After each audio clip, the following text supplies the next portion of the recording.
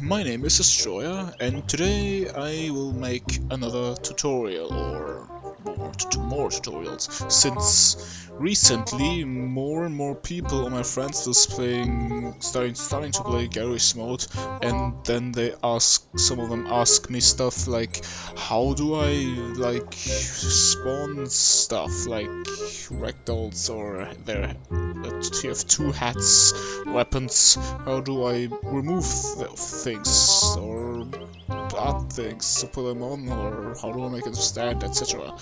I probably won't be able to answer all those in this one video, so I'll start with a few questions and I try to answer as much as I can. So yeah, let's go ahead and do that. How to make them stand. So to make them stand, you can either do it by yourself using the physics gun, with like clicking on their chest and slowly putting him on the ground, and which also can make them look more natural. Or you can use a tool called the stand pose, made by Winded, which can save you a lot of time. But all you need to do is like clicking on the ragdoll you want to, and clicking on the area you want him to stand. For example, here, or there, or anywhere, whatever.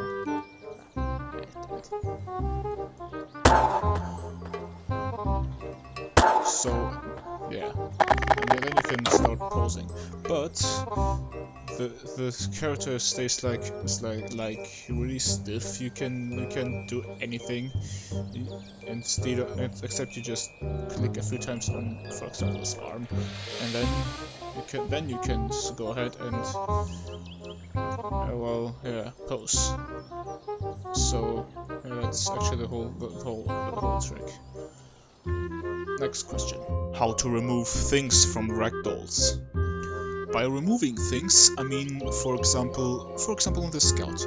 As you can see, he already wears a cappy and this headphones and the backpack and etc. So, for example, if you want to add those shoes here, you probably would like to remove his shoes and socks and his cap and headset for this beanie here.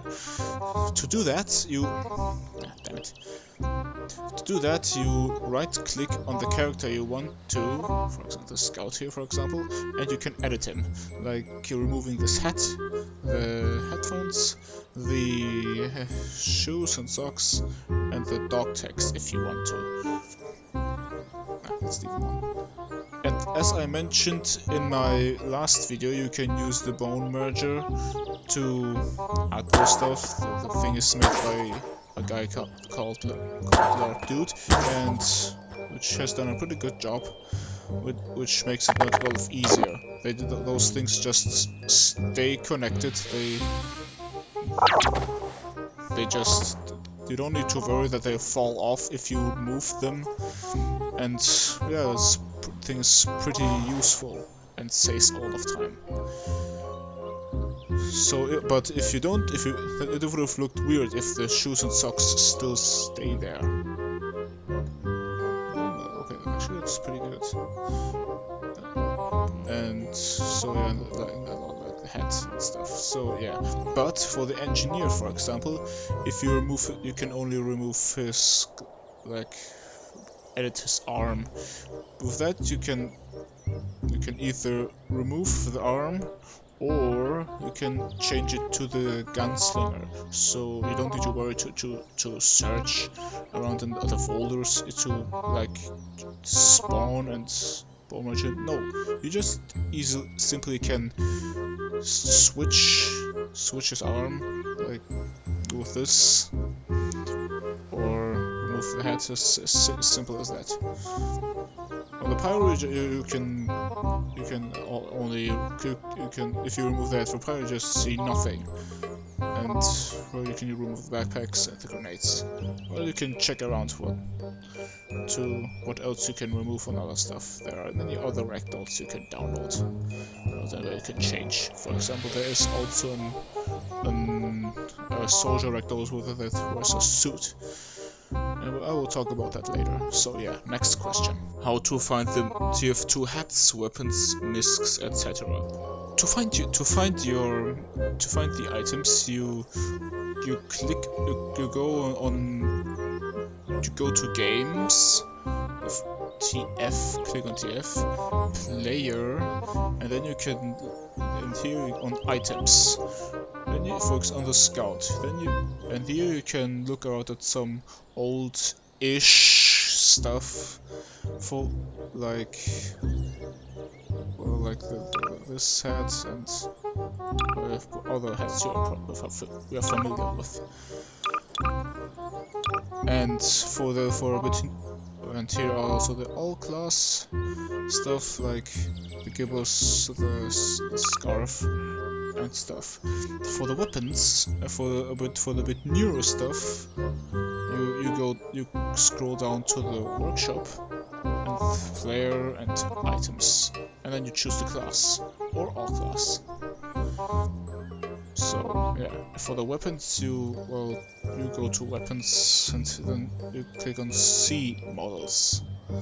There's, as you probably noticed, there's a really big list of almost every weapon. Yep, I said almost. There are actually some weapons you will not find in there. For example, the Sydney Sleeper or those gloves that make the heavy faster, the running urgently, and maybe the Babyface Blaster and the Pretty Boy's Pocket Pistol. I don't know. And so yeah, just to letting you know. And then you can, as I probably already mentioned, you can use the bone merger and stuff. So yeah. Next question. How to face pose? So face posing, well, yeah, it depends. It depends on the ragdoll. For example, on this standard scout, you use the face poser, click on his face, hold the C button, and there you can see other things. For example, closing his right eye and left eye and stuff. Or the upper are just angry action upper, scared, happy, small, and well, etc. Those are just for his lips. That would for his mouth and lips, which can be very useful in lip syncing if you make them like if you do a stop motion thingy, since we want to add some voice sync things. So yeah, those are those normal one. The HWM models, they are more detailed and more flexible. If you don't know what any of those actually do, you can either check around here like this. You can go maximum and make a normal face. To make a normal face, you do all the arrows who are in the middle. To put them on 0.5. I'll do that now, so you can see the thing, how it looks like in the end.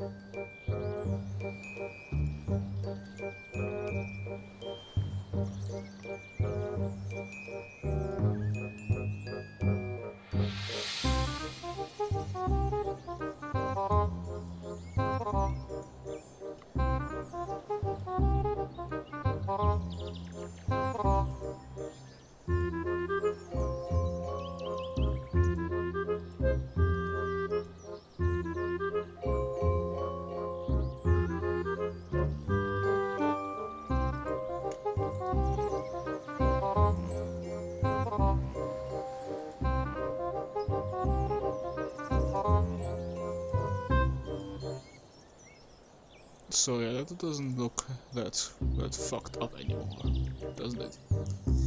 So yeah, if then you can slowly check what each of any of those things does. So you can do so you can perform like faces you are not able to do with the normal ones. For well, yeah. And so yeah, those jaws are moving like up and down,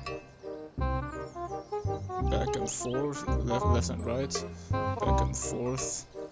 So yeah, you can be creative and check around what each of those things does. So